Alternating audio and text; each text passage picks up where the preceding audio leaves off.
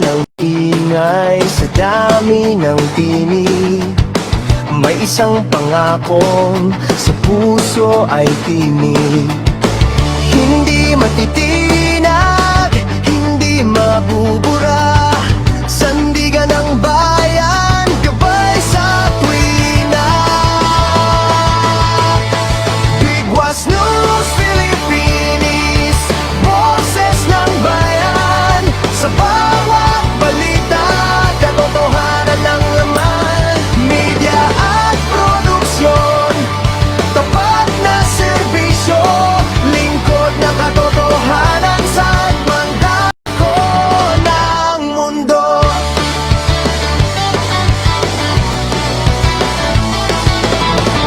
Mula sa lansangan hanggang sa himpapawid, ang tunay na kwento aming ihahatid. Walang kinikilingan, walang itatago. Dahil sa Bigwas News, ang tama ang plano. Bigwas na tumatama sa maling balita. Liwanag sa dilim, pag-asa ang dala. Sa bawat pag-ulat, dangalang kaakibat. Para sa Pilipino, kami ay laging mula. Bigwas News Philippines, boses ng bayan. Sa bawat balita, katotohanan ng laman. Media at produksyon, tapat na serbisyo. Lingkod ng katotohanan, saan mang dako na mundo. Bigwas News Philippines, katotohanan, serbisyo, Pilipino.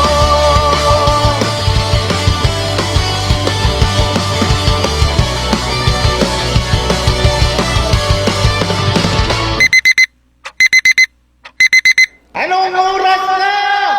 Oras natin mga kabigwas ay ganap ng alas 6:24 ng umaga.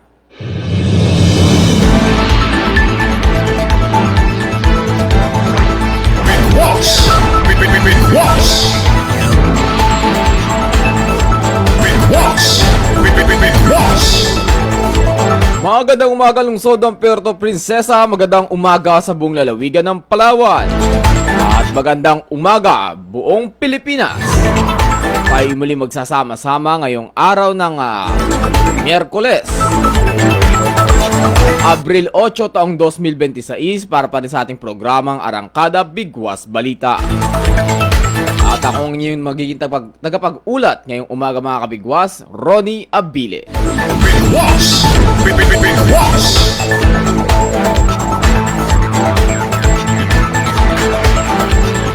At para sa ulo ng ating mga balita.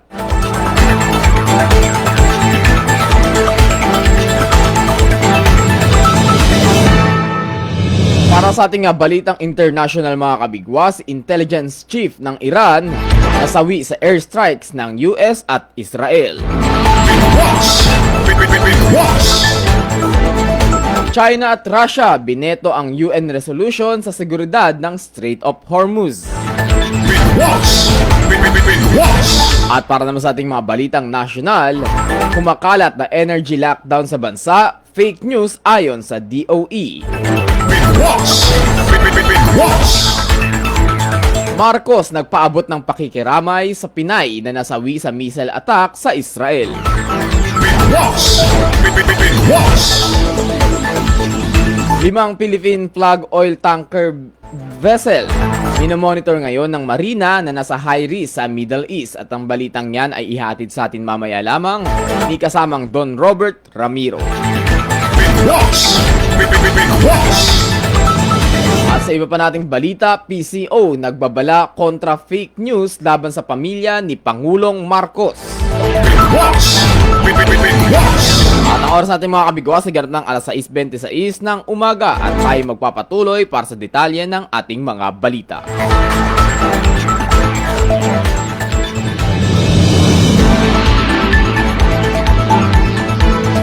Sa ating balitang international mga kabigwas, intelligence chief ng Iran nasawi sa airstrikes ng US at Israel. Big boss. Big boss.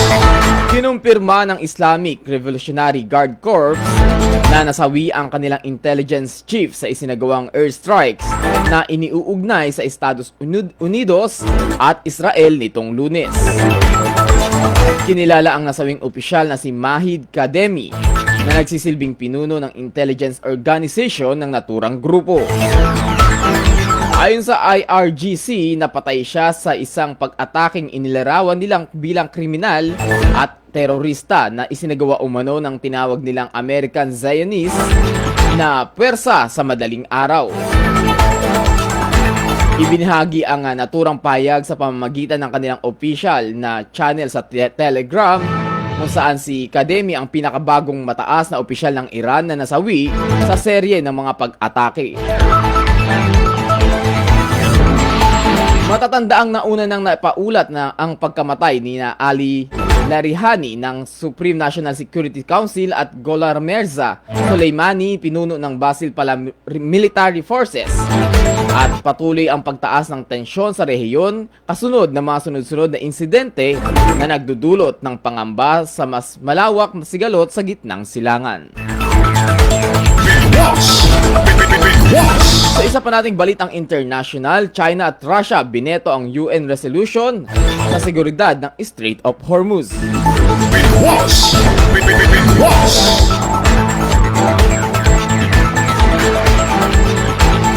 Bineto ng China at Russia ang pagpasa ng isang resolution ng United Nations Security Council na naglalayong palakasin ang kooperasyon ng mga bansa upang maprotektahan ang mga commercial na barko sa Strait of Hormuz. Sa botong 11-2 at 2 abstain mula sa 15 kasaping bansa, hindi na ipasa ang panukala matapos gamitin ng 2 permanenteng membro ang kanilang veto power. Ayon kay Bahrain Foreign Minister Abdulatif bin Rashid Al Zayani, hindi umusad ang resolusyon dahil sa pagtutol ng isang permanenteng miyembro, bagamat malinaw na tinukoy sa talaan ng boto ang papel ng China at Russia sa pagkabigo nito. Nag-ugat ang naturang panukala kasunod ng halos pagsasara ng Strait of Hormuz sa Iran matapos ang mahigpit na 5 linggong labanan na nagsimula sa pag-atake ng Estados Unidos at Israel sa bansang Iran. Ang Strait of Hormuz ay isang kritikal na ruta sa enerhiya sa mundo kung saan dumadaan ang tinatayang nasa 20% ng pandaigdigang supply ng langis at liquefied natural gas. Samantala, kinundina ni US Ambassador Mike Waltz ang naging desisyon ng China at Russia na tinawag niyang a new law. Inakusahan din niya ang dalawang bansa na pinapanigan ang Iran sa gitna ng krisis. Dagdag pa niya, nagsisimula na ring maapektuhan ang paghahatid ng tulong medikal sa mga lugar na may krisis tulad ng Congo, Sudan at Gaza dahil sa limitadong pagdaan sa nasabing mahalagang ruta ng kalakalan. Big boss. Big boss. At para naman sa ating balitang national mga kabigwas, kumakalat na energy lockdown sa bansa, fake news ayon sa DOE. Big boss. Big boss. Nagbabala sa publiko ang Department of Energy laban sa mga kumakalat sa social media platform na fake news na energy lockdown sa bansa. Naglabas ng abiso ang tanggapan ng DOE na lubos na pinag-iingat ang taong bayan, bunsod ng lumalaganap ng mga post online at mga AI o Artificial Intelligence Generated Videos na nagpapakalat ng walang katotohanang balita ukol sa umano'y energy lockdown na nabanggit. Mariing ibinabala ng DOE na hindi totoong may inilabas itong anunsyo o paunawa na may kinalaman sa naturang lockdown dahil gumagamit lamang ng logo ng nasabing kagawaran ang gumawa ng fake news para linlangin ang sinuman at maghasik ng takot. Pinag-ingat din ng kagawaran ng enerhiya ang madla sa mga link na kasama sa mga post na ito na posible itong maghatid sa hindi ligtas na mga websites. Tiniyak naman ng DOE na patuloy ang isinasagawang monitoring at koordinasyon nito at ng industriya para masiguro ang tuloy-tuloy at sapat na supply ng enerhiya at kuryente sa buong bansa.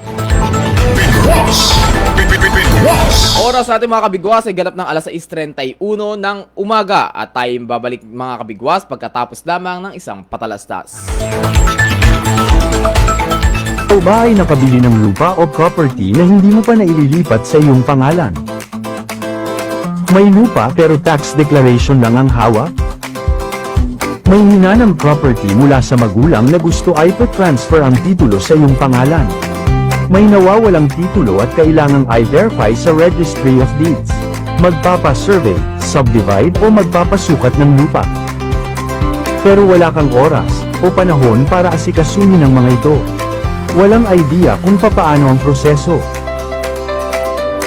At higit sa lahat, hanap mo ba ang mapagkakatiwalaan, legit at subok na ang serbisyo? Sagot ka namin dito sa JMD Land Title Services.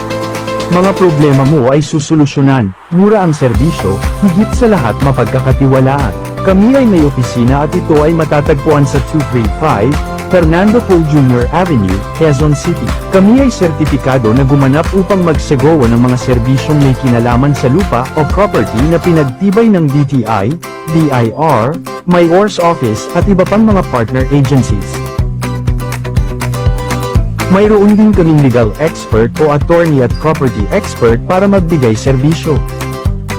Bilang katunayan, narito ang ilan sa ating mga thankful clients na ating naserbisyohan mula pa noong taong 2020 hanggang sa kasalukuyan.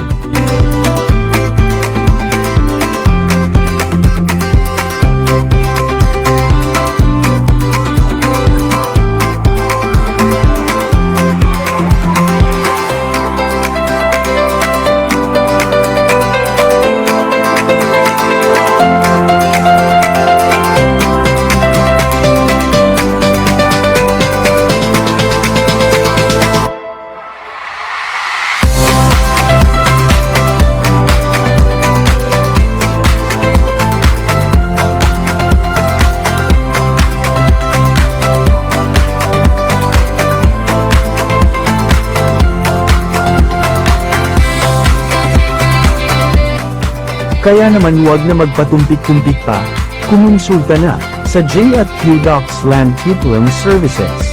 Nakakasiguro ka sa tapat, mura, at dekalidad na serbisyo.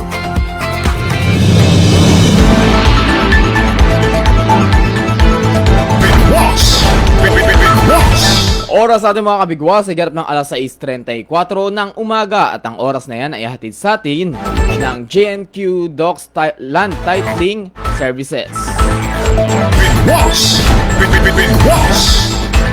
At tayo magpapatuloy mga kabigwas para sa ating balitang nasyonal.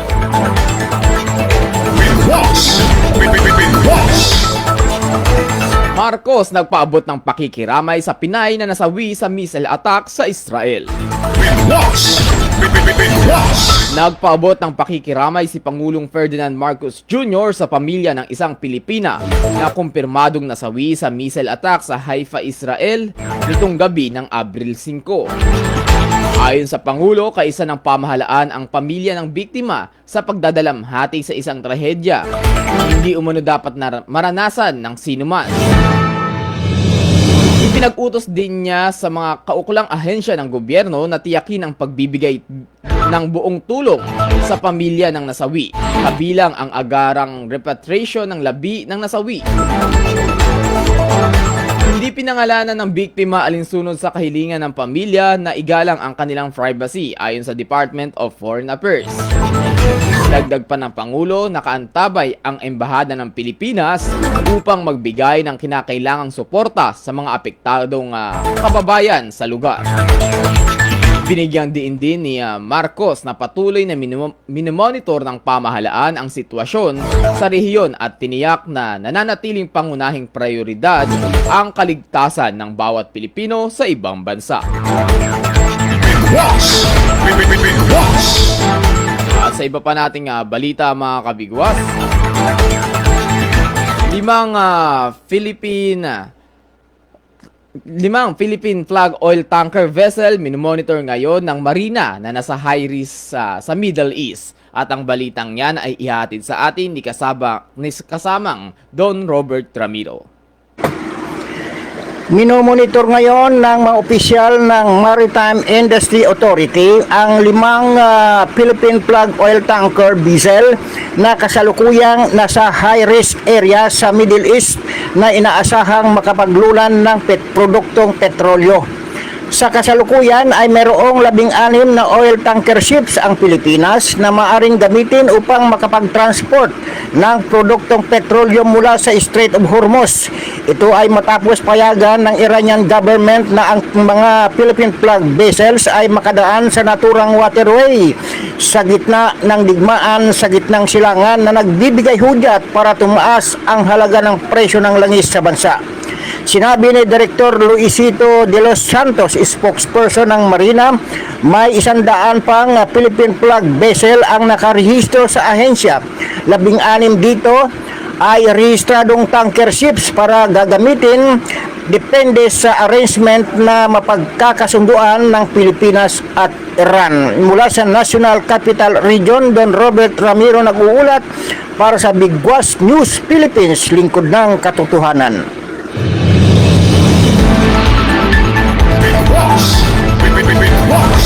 Maraming salamat kasamang Don Robert Ramiro para pa rin sa ating balitang nasyonal.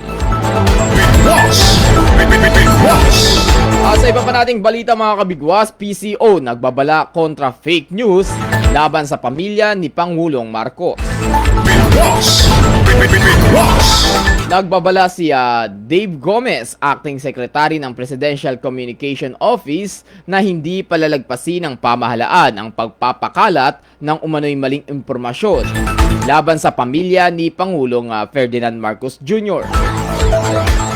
Ayon kay Gomez, posibleng sampahan ng kaso ang sinumang mapapatunayang nasa likod ng pagpapalaganap ng tinatawag niyang fake news na nakasisira sa reputasyon ng unang pamilya. Dagdag pa niya, walang sinuman ang makakaligtas sa pananagutan sa oras na mapatunayan ang paglabag at agad na magsasagawa ng legal na aksyon ang gobyerno laban sa mga responsable. Kasunod dito, isinusulong din ang pagsasagawa ng investigasyon sa Department of Justice kaugnay ng isang social media page na tinutukoy na Malasakit News Pilipinas na iniuugnay sa umano'y pagpapakalat ng maling impormasyon. Nanindigan din ng opisyal na layunin ng hakbang na mapanatili ang integridad at ng impormasyon at maprotektahan ang publiko laban sa mga mapanlinlang sa digital na espasyo o sa social media.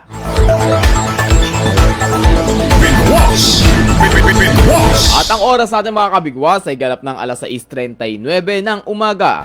At yan ang ating mga nakalap na balita ngayong umaga para sa ating programang Arangkada Bigwas Balita. Mga kabigwas, antabayanan ninyo mga susunod na programa sa himpila ng Bigwas News Philippines. Saan mamayang alas 11 nandyan ng serbisyo publiko at argumento. At pagdating naman ng hapon, mga alas 2 ng hapon, ang programang Love Notes. Ikaw at ang musika bago ang Love Notes sa oras na alas 6 ng gabi. Sa mga kabigwas, ang alam pa rin ng aming General Station Manager, Ma'am Yumi Cascara, sa aming Program Director, Sir Jeffrey Valahonda, sa aming News Director, kay Ma'am Rose Dingding, at sa aming mga technical side, kay Tech Leo at Tech Euron. Ako ang inyo nakasama ngayong umaga, Ronnie Abile. Magandang umaga mga kabigwas at isang mapagpalang at mabiyayang araw sa ating lahat.